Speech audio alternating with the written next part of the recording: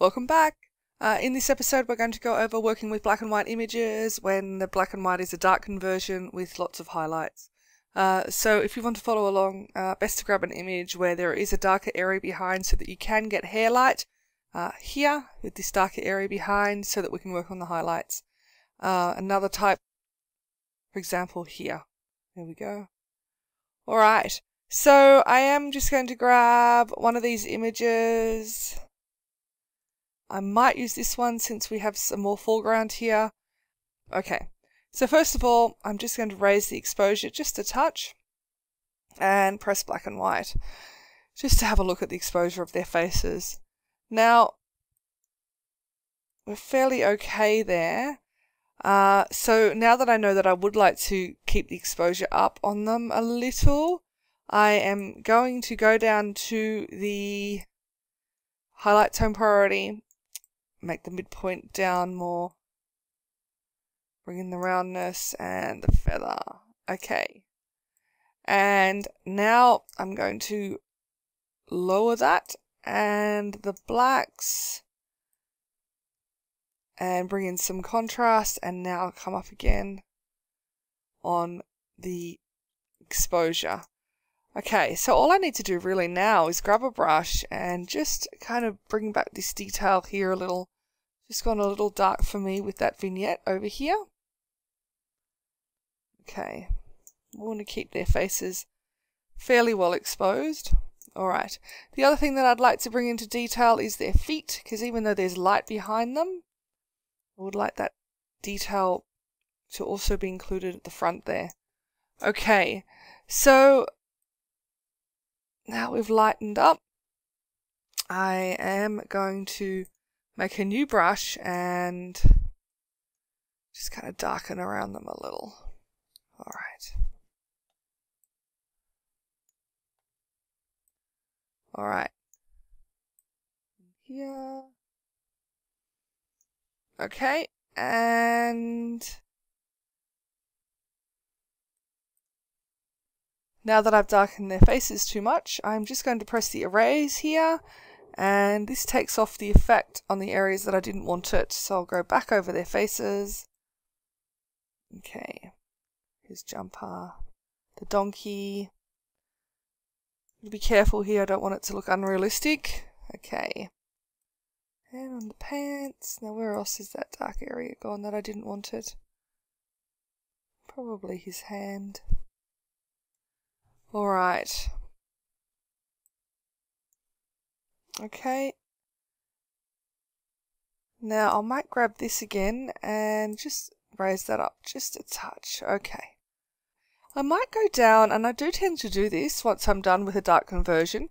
As you can see, with my black and white, I just pressed black and white. I haven't done anything else to it yet. But if I have highlights, bringing up the yellow, usually it brings up those highlights. There we go, it has here. And bringing down the blue, playing with the blue brings up the skin tones a little bit. Okay, so now I've been able to draw more attention to those highlights, which I prefer. Alright, now we'll go into Photoshop. Okay, here we are in Photoshop. Now there are a few things that we need to do firstly, but I would like to just Control J, I don't know why that popped up, but I just press Control J to duplicate the layer. And I'm going to just go to the clone tool and quickly clone in this background here. I'll just do a messy clone. It doesn't need to be perfect. Now make sure when you do a clone that areas around aren't so obvious that you've cloned, because obviously the eye picks up cloning fairly well. I think we're okay there. Alright, and just over here. Okay. Now, the skin tones firstly will need some work. So I might just work on that to begin with. I'm going to add a curve. And just raise the exposure on them and the contrast by bumping that curves right up. Okay. So as you can see, I've just really lightened them there. Okay, so now I'm going to Control J and duplicate that layer that I just worked on for the cloning. And what I'd like to do is add a blur. And the reason I add a blur in is simply so that it adds a bit of a softness to my black and white. So I'm going to have a 25 blur and change that to to multiply. Here we go. Change that over to multiply. Now, if that's too dark, again, you can just lighten that off again. So I'm actually raising the curves on that multiply, and as you can see, it's just adding a little bit more depth to the image. But it hasn't really blurred them, so to speak. It has softened them down a little bit, but not too much. Okay, so I do prefer that. Now, there are some areas here that I need to work on. However, I don't mind how the light's naturally coming down in this image. I don't really need to work on the light here. When we pull out another image, we might need to. But at this point, I just want to grab the dodge tool. I'm still going to do it on this layer. Why not? And just grab the shadows. Just dodge those shadows back a bit. See if it helps at all. Alright, so it hasn't. So what I'm going to do now is just do a curves layer over the top and drag the shadows up. So that's the shadows there. So I'm going to drag those up. So now the outskirts of the image, the shadows are flatter. I'm just going to reduce the opacity of that and completely erase that off with a black brush on the subjects. I do want them to remain contrasty. Okay. So I'm raising this off so that they pop forward, but the background doesn't. So I've basically decontrasted the background. Now, if you make a mistake, all you need to do when you're brushing off like this is make the brush white in the areas that you feel like you might have made a mistake. Okay. Now, I don't want it to be that much on all the areas. So now I'm going to reduce the opacity and just remove the contrast, sorry, on the areas that aren't black. There we go. Bring that back up again. Okay. And as you can see, I've brought the detail back into the black areas. Okay, so now I just want to add a solid color of black. Now be careful of this. This can overwhelm. I'm going to put that onto soft light and it's very contrasty now. And I'm just going to reduce that opacity down a little. There we go. And again, add a curves layer over the top of that. Now I'm just doing this to taste, but as you can see, it really is bringing the subjects to the foreground by adding these in. There we go. Alright, so I'm fairly happy with that. Now I'm going to select all the layers and Ctrl-Alt-E to merge them. Now, at this point, what I do find that there's a plugin called Portraiture, and I do find that useful for my black and whites.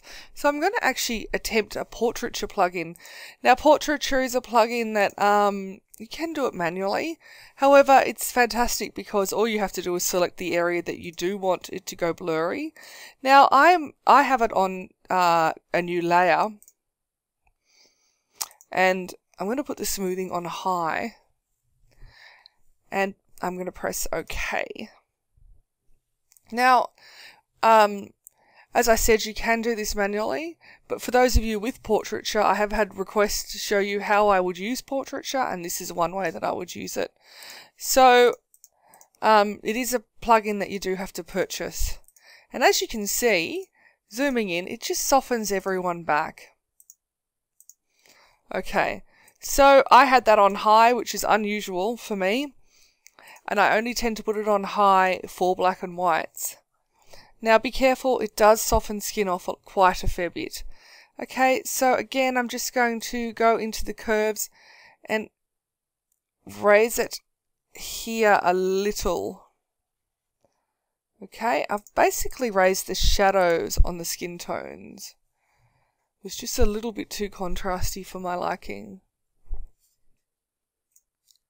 Okay, last but not least, I'm going to zoom in here and I just want to patch out some of the hair. It's come off. I need to select the second layer. Third, there we go. Now, you could duplicate the layer for this, but I'm just going to do it on both of them, since I've already got some background layers there. Now, I don't mind her hair. I think that's fine.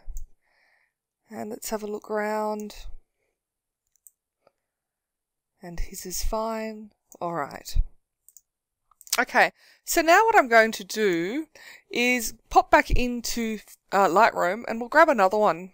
But first of all, let's press sync on these. So I'm back in Lightroom. I'm going to press sync on the other images, and basically it's syncing everything. Okay, so now I have a black and white base. Okay, now before we continue on now that I press sync, let's press reset on this one, and we'll go back into Photoshop and have a look at the done file again. So there's the done file. And let's go back to Lightroom. Okay. So now we need to select out another image to work on. Okay. Now I don't mind that one. I think that's fairly sweet. Let's have a look.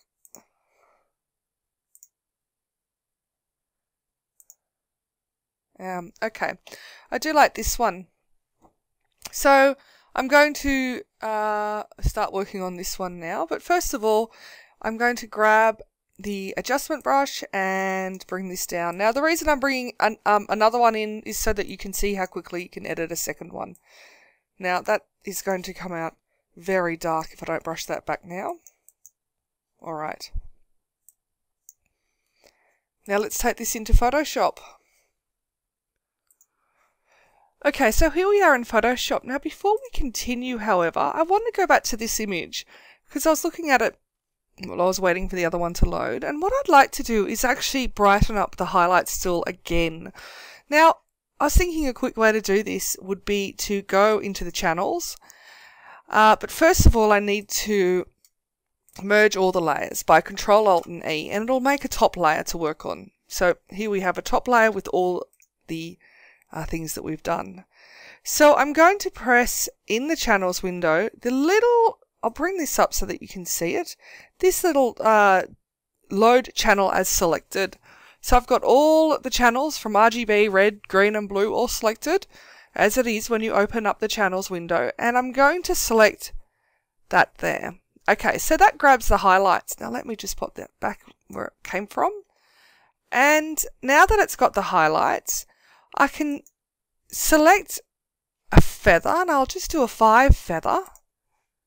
Okay, and I'm going to add a curves adjustment over the top of that and just raise that up. And as you can see, by just raising that there, it's actually brightened them up a little bit.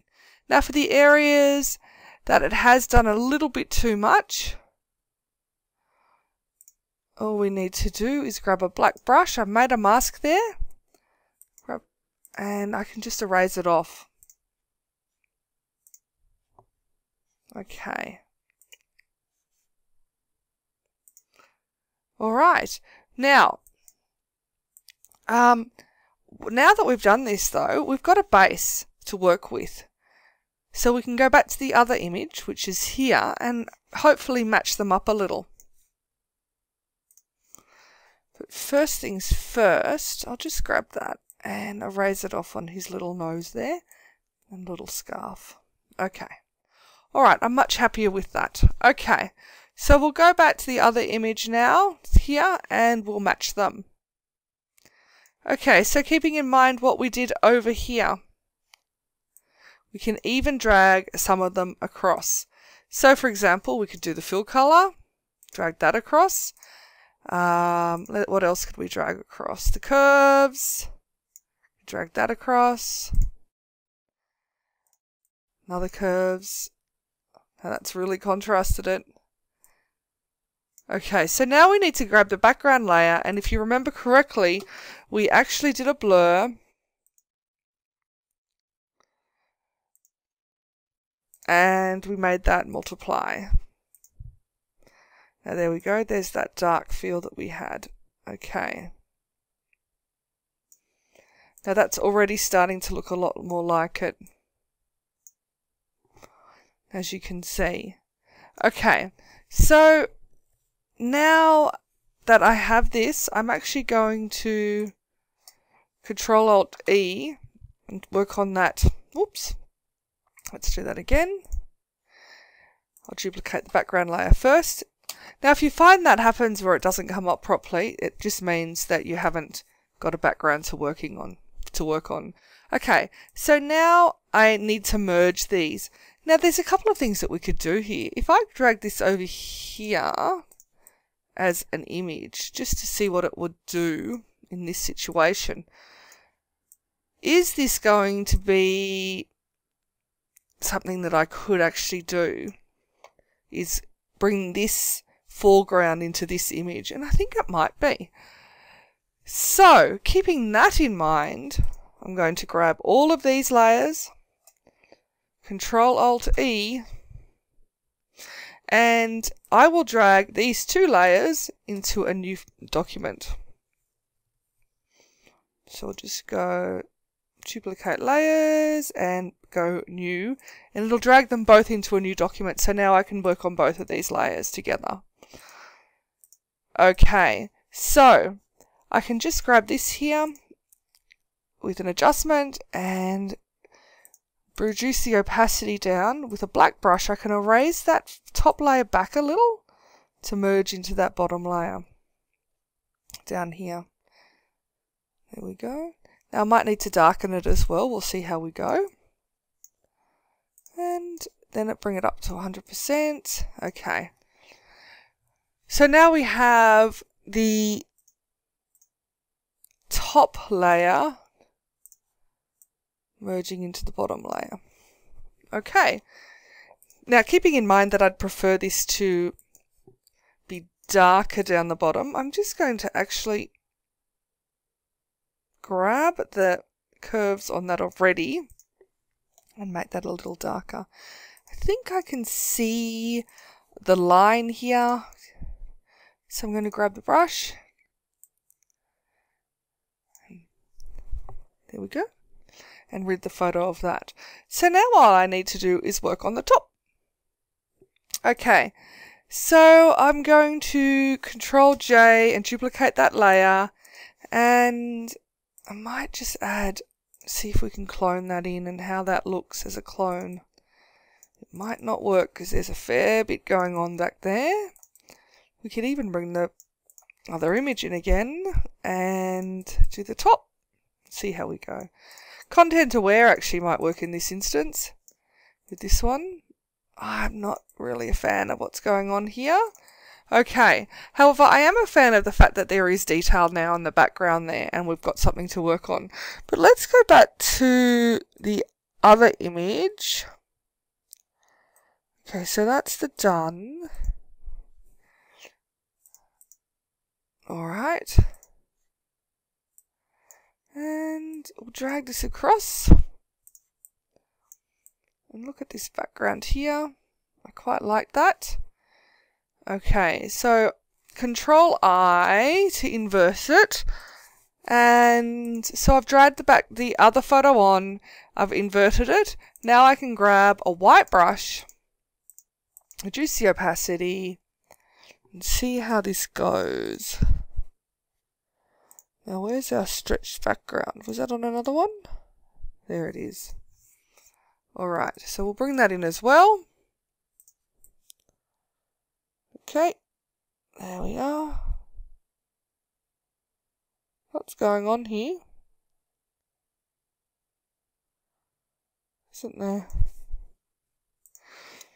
Okay, I might have to merge these to make this work because I've already got that background there. Okay, so this is the one where we stretch the bottom on. And now I'm going to drag that over the top. As you can see, I'm really fiddling for you here. So just if you're having problems following along, just realize I'm just fiddling now at this point. I've already showed you how to do the conversion, but I'm just showing you the possibilities of what could also be done. Okay, so now I drag this under. I'm going to select this layer again. Now this has the background, and with a white brush,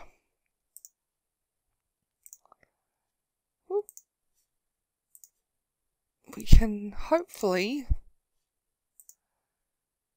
turn that back on, play around with this background a little.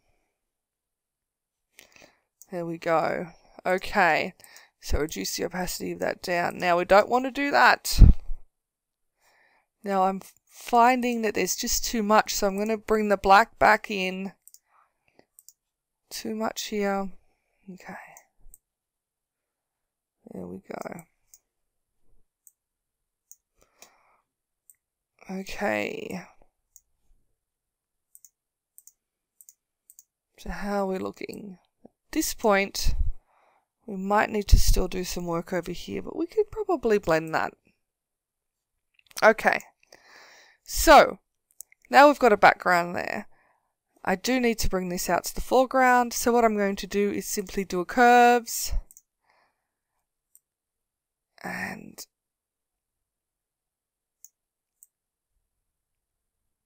try and blend that a little. Okay, Control I and invert it. And that means I can paint this on, and I'm just lightening up areas here. Firstly, do want to lighten up that donkey in there. Then I'm going to try just gently to lighten up that background over here a little. I'm not really enjoying that line there. Okay. Alright. So I am actually going to merge all of these. There's just so much going on there. Control Alt E, and let's start with this as the background. Okay. So we can go back to the other image now.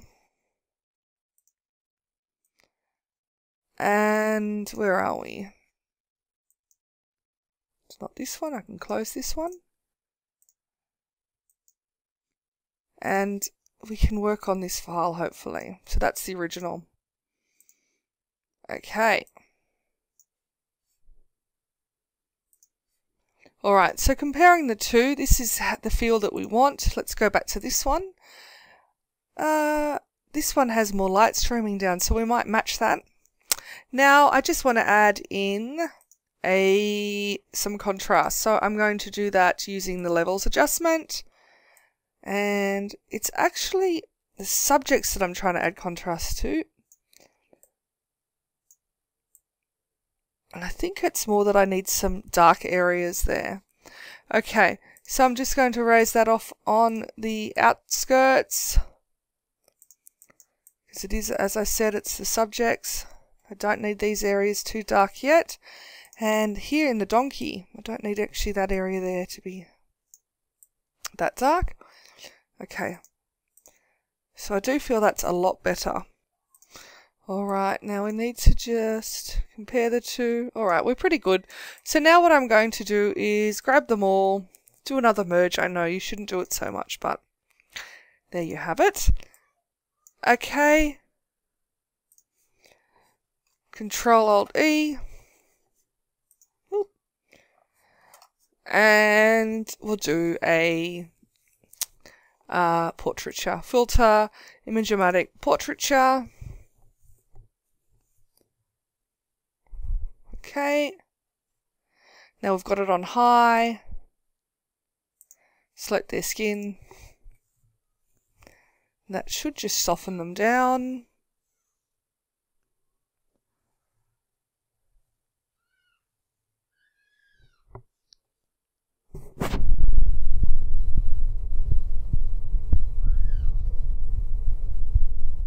Okay, and I'm going to reduce the opacity of that a little. Alright, now I don't feel like I need to actually work on the highlights of this image. However, there are some inconsistencies here, and I'm just going to work on those manually. So basically in here I'd like to lighten her face up a little. And we might even do that on the soft light layer. Okay, no, it's not going to work. Oh yeah, it is. So I'll just do this on the curves.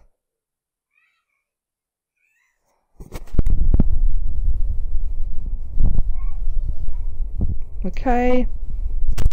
Alright. And I think that's it. Alright. Now, I'm fairly happy with those.